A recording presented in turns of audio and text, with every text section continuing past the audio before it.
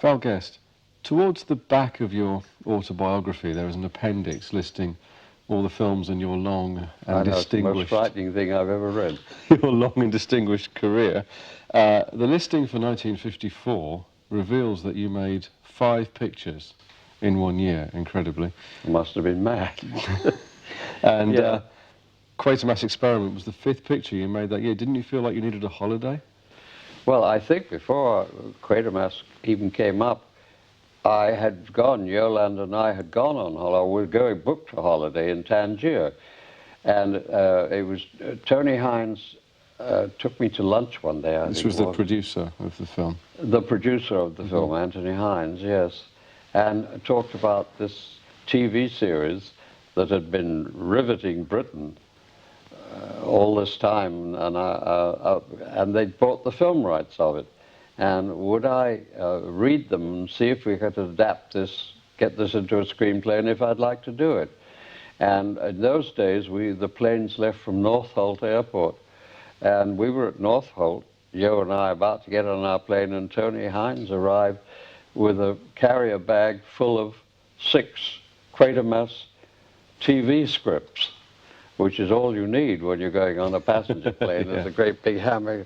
Anyway, to take it away and read them in Tangier. And I took them away and I put them at the side of my bed. And we'd been there about a week, and Yolande said to me, "Aren't you going to read those?" And I said, "Oh, God, yes." I said, "Well, you know, I'm not a science fiction fan." So, and I was the only person in Britain, I'm sure, who'd never seen the series. Really? And it was a series that riveted everybody, and nobody went out the night that was shown. Absolutely. But I hadn't been a science fiction fan at all. So I'd put off reading it. And I said, "Well, you know, I'm not a science fiction fan." And Yolande said to me, "Since when have you been ethereal?" And I thought, "Oh, well, after a crack like that, I must read it." And I took it down on the beach, and I was riveted by this thing. And I called Tony Hines from Tangier and said, "Look, if you still want me, I'd love to do it." So that's how that came up. Well, the film you made, The Quatermass Experiment, is now amongst one of the best-known movies in your career. It shows how lucky you can become. But it's very different from the comedies that you were known for before. Well, yes, which is wonderful, because I had made so many comedies. Most of my career had been making comedies. And whenever I tried to do anything else, people would say, no, why don't you do what you know, do. And it's often, once you get in a rut, like being known as a comedy writer, director, it's awfully tough to get out of it. And I was desperately trying to get out of it, and this was a wonderful chance to get out of my series of comedies that I'd made. It was a risky venture in a way, though, wasn't it? Because Hammer were deliberately aiming for an X certificate with this film, and it was the first time a British director had been asked to make a picture of this sort since the war, really. I mean, did you consider making a horror film to be a commercial risk at that time? No, I didn't, because I didn't see it as a horror film at all. And I'm always rather surprised when people list it as one of the horror films, because to me it was a science fiction film. And I thought it was a brilliantly written series, and it was a great story, and an unusual one.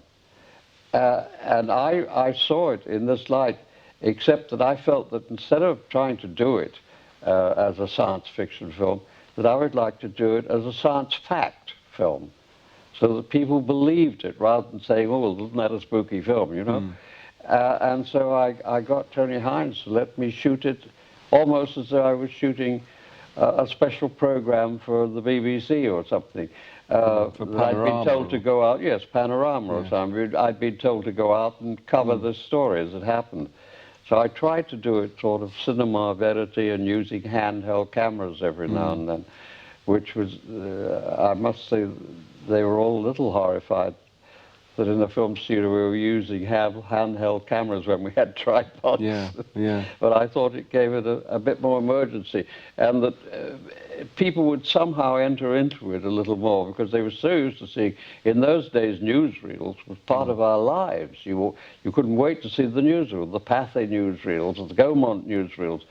And to shoot this almost as though it was a newsreel coverage, I thought might give it an air of science fact instead of science fiction. This was very different from the approach that Rudolph Cartier had adopted for the BBC, of course. And, of course, something else that was very different was the running time. This was less than half the running time of the Well, TV yes, version. this was, what, an hour and a half, hour and 20 minutes, whatever it was.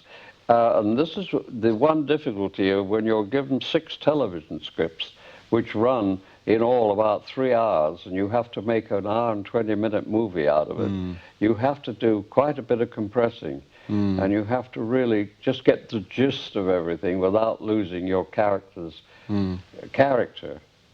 And I think Nigel Neal, or Tom's, we knew him, Tom Neal was a little unhappy with the fact that I had to cut it down for a script and really compress it. Perhaps the biggest difference, though, quite aside from things like running time and directing style, is the fact that the central figure of Quatermass is so different in this movie compared to the character that Reginald Tate had played on television. Well, yes, because in the TV series, although I didn't see it, I was told it was an English professor a very English professor, a professor-like character. And when I heard from America that we were going to get Brian Donlevy to play it, I was tickled pink because it would give my newsreel more reality than an English professor, somehow or other. Of course, Tom Neal was horrified, I'm afraid, on that. But it really was, and so it was much easier for me scripting for a real person